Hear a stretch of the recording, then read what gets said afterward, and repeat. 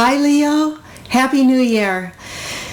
Oh boy, what a great new year that you can really open your arms to and jump into with more enthusiasm and joy for life, because this new year we got a lot of stuff going on, and we begin the new year with all of the planets moving direct. So they all were direct from the 26th of December of 2015 till the 4th of January. So we have this inspiration to let's get going, let's move forward. On the 4th, Mercury goes retrograde. Now you might think, or you might hear, it's like, oh, I better not start anything new because it's going to get messed up. Just start something. It's not true. That when a planet is stationed retrograde or direct, it's more powerful. Yes, Mercury retrograde, there are some things that you could start and then give up on. But what is it that you'd like to start, that you'd like to get back to the next time Mercury goes retrograde again? That you know yourself well enough to know that you're not going to keep it up forever, or that it's something that you want to be able to get back to. It could be an art project. It could be a cleansing fast. It could be, cleaning your closet. That you don't do that all the time, but it's nice to get back, or your desk, it's going to get messy. Next Mercury retrograde, you'll go back to it. So there are things that is saying, don't just put life on hold. This is not a time to put life on hold. It is about being able to think powerfully and plan. And we have 4 Mercury retrogrades this year in Earth signs. These Mercury retrogrades in Earth signs for you are very strong about putting things together that will expand your financial resources, but it comes with looking at what you're doing in your life, so your job, your work, your career, and how you're putting yourself out there, and whether or not you are using your time well. Do you use your time well? So that's one of your themes. Another one of your themes is, are you having fun yet? That's part of it. Or what does your fun cost you? What does your time off cost you? What does it cost? And I don't mean just financially. Part of it could be financially, maybe my hobby is to go shopping and it costs money to go shopping because I come home with a bunch of stuff. It could be that, but it really isn't. It's more about the larger picture of life, because this energy that begins the new year with looking at the larger picture. And also with being able to manifest, your financial well-being and expand your financial well-being. Part of it is like, am I being realistic about what things cost? Maybe it's cost you in time. Maybe it costs you in energy, that I do this for fun and then I don't have the energy to do something else that is more connected to my bigger picture, my bigger dream. There's a major influence this year about reconnecting with that bit, what you want to do, where you want to put your mark on the world. What is the big thing that you want to do? It has to do with the Jupiter-Pluto trine and the Jupiter-Pluto square at the end of the year. That goes back to the Jupiter-Pluto conjunction in Sagittarius in 2007 at 28 degrees of Sag, which was the galactic center. So the center, something very meaningful that can have an impact on the world. Whether it's small, because you helped one person have a better view of life, help one person out, or something that you were known for. It doesn't matter, but it's your thing. So, and these retrogrades are connected to it. And the beginning of the year with the Jupiter trine, Jupiter and Virgo trine, Pluto and Capricorn, that energy is saying that there could be something you need to adjust to, but to believe in yourself, The Jupiter in Virgo might say that there might be some details you need to learn. Put some effort into the work of it. But what is that big dream that you have?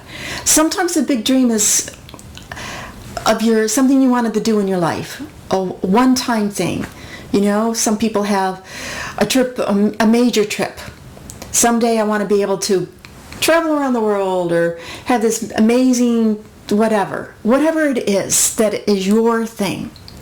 This is the year where if you listen to the messages from the universe, you can get back in touch with that one thing that's special within you to make your mark on the world, to do that, to put it into motion. Doesn't necessarily mean you have to do it this year.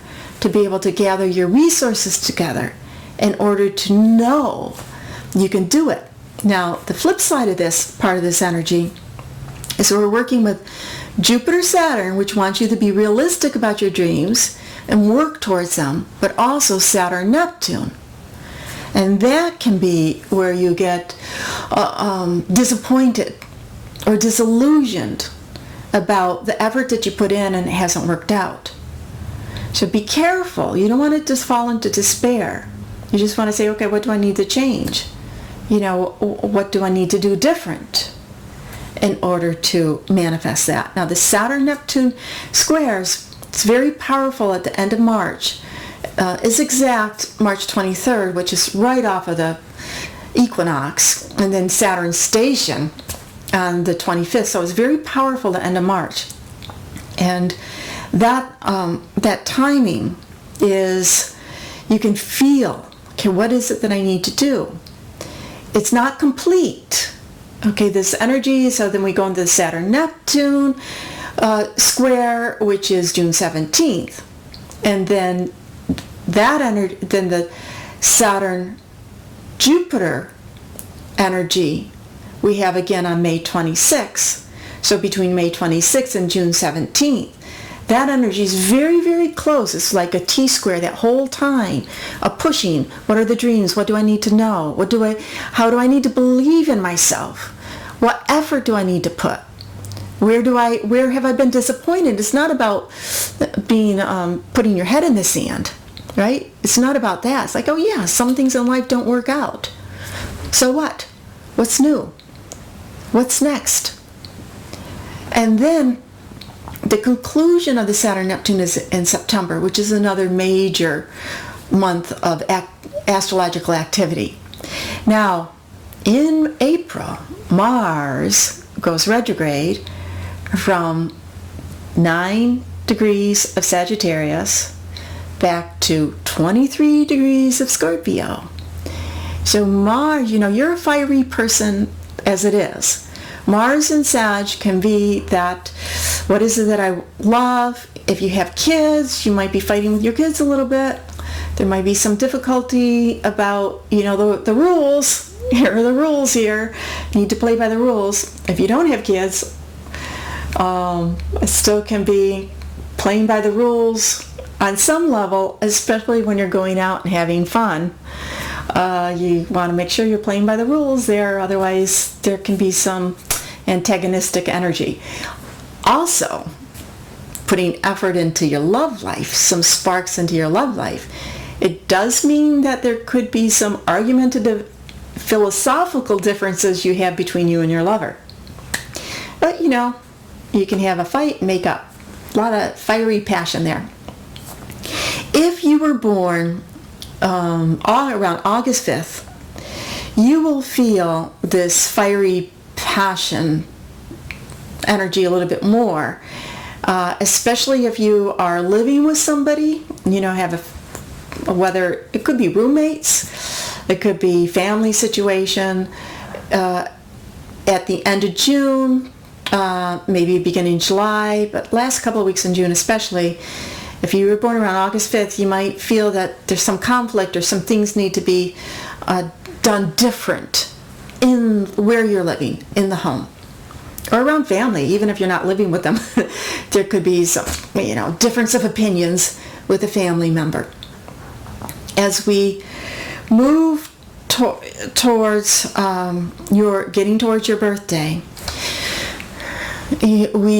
Venus will go into your sign July 12th. That's a nice energy when Venus is in your sign. And then August 2nd through the 29th, Venus, there will be more propensity towards spending money. So it also can be while it's in your sign. So from July to the end of July and August, you could feel freer about buying things, spending money, doing things that you love to do, treating yourself to things that are important for you. Now, September, as I said, is a strong month of astrological energies. We have 2 eclipses going on. Again, your money parts of you are lighting up. Maybe some of the, if you're doing things on credit card, maybe some of the bills are coming in by September and you're like, or a different expense could come up in September time. Jupiter moves into Libra on September 9th, and we'll be there for about a year. And the Jupiter moving into Libra, remember how I said we have this beautiful energy between Jupiter and Pluto and the Mercury retrogrades? Because where the Mercury retrogrades are going direct is setting off that trine we have in the first part of the year. Well, when Jupiter goes into Libra, it's going to square Pluto on the 24th. And what this represents is, again, that push for your big dream.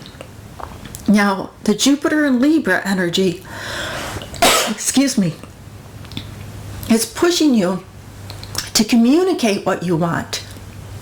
You might be more writing, more learning, and more doing, more putting things together in a routine, really getting your routine in life together so it feels super healthy for you, making those adjustments. And then as we go towards the end of the year, we have Jupiter opposite Uranus, which is freedom, freedom, freedom. Jupiter, again, the aspects always go back to the conjunction. And we had 3 conjunctions of the Jupiter-Uranus. One of them in 2010, it was at 0 degrees of Aries. So much about individuality. Freedom and individuality to do your own thing. And in December, you'll get a sense of how much over the last 7-8 years you've been able to be free to be you, to express yourself.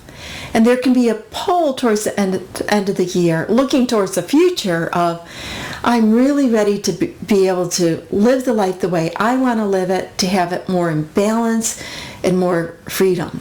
So, Leo, thank you for listening. Have a wonderful, great, happy, prosperous new year. Make your mark. And if you would subscribe and let me know, what are your dreams? Right down in the comments, what are your dreams for this year? What do you want to do that's your big thing for you to make your mark, for you to know that it's like, yeah, this would be a big chance for me. Thanks again and Happy New Year.